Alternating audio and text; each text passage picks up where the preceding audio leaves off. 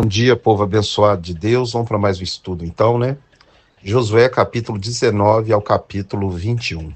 E agora começa a falar a herança de tribo por tribo, os territórios, tudo aquilo que eles conquistaram, uma por uma, vai sendo falado e anotado no livro de Josué. Cada distância, cada terreno, cada parte, toda a herança. É interessante que Jesus falou para nós amontoarmos o nosso tesouro no céu. A salvação é um dom gratuito de Deus, mas o galardão ele é diferenciado.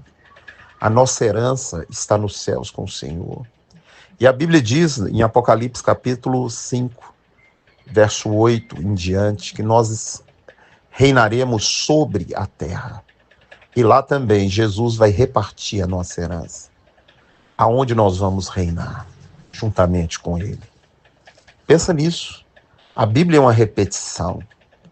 E nós devemos andar aqui aguardando a nossa herança, o nosso galardão. Em Romanos 8,17 fala o seguinte: se somos filhos, somos também herdeiros, herdeiros de Deus e co-herdeiros com Cristo.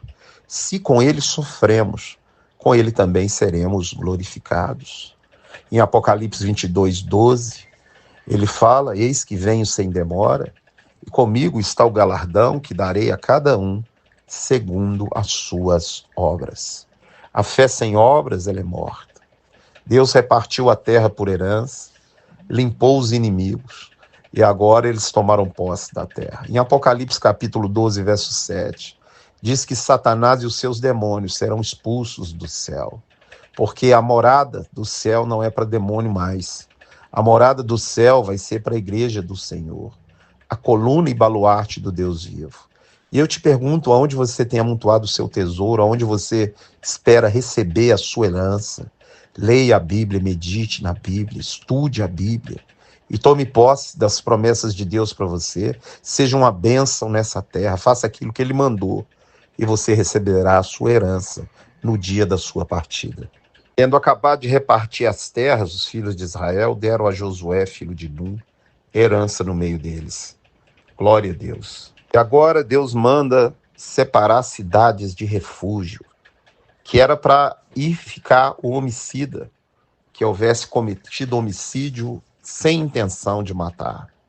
Ele ia ficar nessa cidade, ali recolhido, para que o vingador de sangue, um parente do homem que foi morto ou da pessoa que foi morta, não o matasse.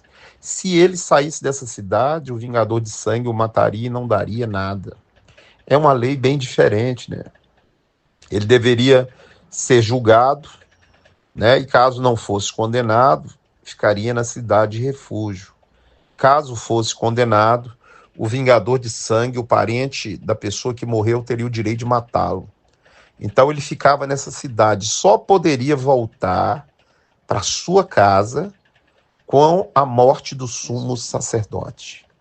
É interessante que a Bíblia fala sobre homicídio, e homicídio para Jesus não é simplesmente matar uma pessoa, simplesmente não, a gravidade de matar outro ser humano, mas homicídio para Jesus, ele diz que se você chamar o seu irmão de tolo ou odiar o seu irmão, você vai ser julgado como homicida. Em 1 João, capítulo 3, verso 15, fala assim: todo aquele que odeia o seu irmão é homicida, e vós sabeis que nenhum homicida tem a vida eterna permanente nele. E por que hoje um homicida, então, não é morto ou não é colocado na cidade de refúgio? Porque o sumo sacerdote morreu, ele ressuscitou. Jesus é sumo sacerdote, mas ele morreu para carregar o pecado do homicida. Eu quero dizer que uma coisa é perdoar o pecado, outra coisa é a consequência do pecado. No Brasil não existe pena de morte, mas a consequência do homicídio, a pessoa vai para a cadeia. Agora, nos Estados Unidos, a consequência do homicídio, muitos estados, é a pena de morte. E Deus também não vai contra isso, porque é a lei dos homens na terra, né? Foi assim definido que ficasse. Eu não estou falando que eu sou a favor ou contra, nem justificando. Eu estou falando que na Bíblia o homicídio intencional era punido com a morte. E o homicídio não intencional, a pessoa ia para a cidade de refúgio até a morte do sumo sacerdote. Jesus morreu naquela cruz por todo e qualquer pecado. Agora, a consequência, ela fica. O perdão do pecado é uma coisa, tirar a consequência é outra. Então, Deus manda fazer essas cidades para que acontecesse dessa forma. Lembrando que a pena de morte na Bíblia era somente na presença de 2 ou 3 testemunhas. E caso fosse provado que as testemunhas mentiram, elas morreriam no lugar da pessoa. Então era algo muito sério, né? Algo que era levado muito a sério nessa época. Já na época de Jesus, subornaram pessoas para mentir, testemunhas falsas, para o condenarem à morte.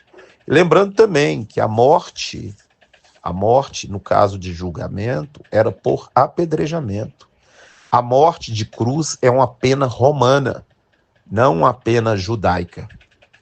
Deixa claro que essas cidades era para o homicídio não intencional, para que a pessoa pudesse morar lá sem correr o risco de ser morta por um parente dessa vítima, dessa pessoa que havia sido morta por ele.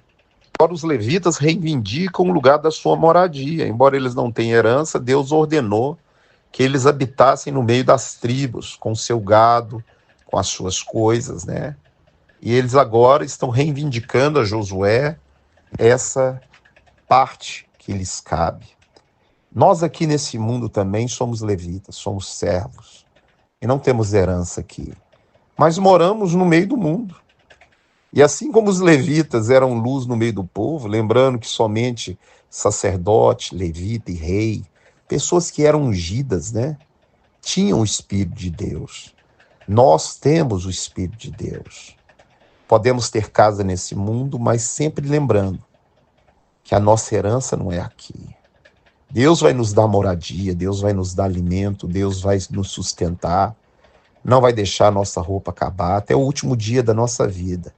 Ele vai estar conosco. Seja um levita. Ofereça sacrifício a Deus. Ensine as pessoas a palavra.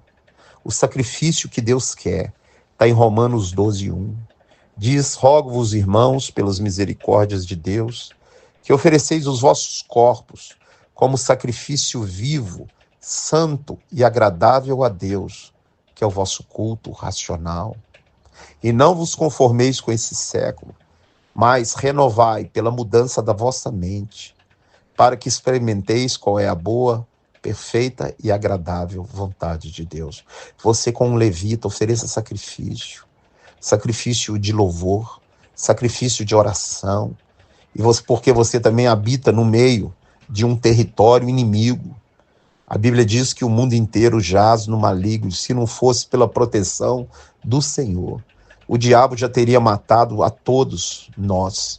Nós somos o problema, nós somos o poder de Deus na terra, nós somos o sacerdócio real, a nação santa dele. Então, os levitas também vão agora morar nas suas habitações, criar o seu gado e receber o salário, lembrando que Deus mandou pagar e pagar bem esses homens, essas pessoas. A Bíblia fala que aquele que tem ministério de ensino é digno de dobrados honorários na igreja. Hoje, os verdadeiros homens de Deus, muitas vezes, são deixados de lado. E os pastores bodes, com as suas mentiras, né, ganham fortunas e fortunas dentro das igrejas pretas, com as suas doutrinações loucas. Deus manda pagar o verdadeiro homem de Deus, que ele é digno de dobrado honorário. Então, depois de falar isso, né, a herança de cada tribo, Deus agora distribuiu tudo e dá descanso a ele dos seus inimigos depois que eles repartiram a terra, honrando a sua palavra, como ele havia prometido. Deus fiel, Deus maravilhoso. Nenhum povo daquele pôde resistir ao povo de Israel. O Senhor deu a herança como prometeu, porque Deus entregava na mão deles os inimigos. De nenhuma das suas promessas, nenhuma, Deus deixou de cumprir com aquele povo. A promessa que ele fez a Abraão, a Isaac, a Jacó, fez a Moisés, fez a Josué, Nós servimos não é um Deus de pau, nem de pedra, nem de barro. Nós servimos aquele que vive, reina e vai voltar. E pode ter certeza, ele é fiel e vai cumprir, está cumprindo e vai cumprir todas as promessas na nossa vida. Que Deus te abençoe e te guarde, te dê um dia abençoado, em nome de Jesus.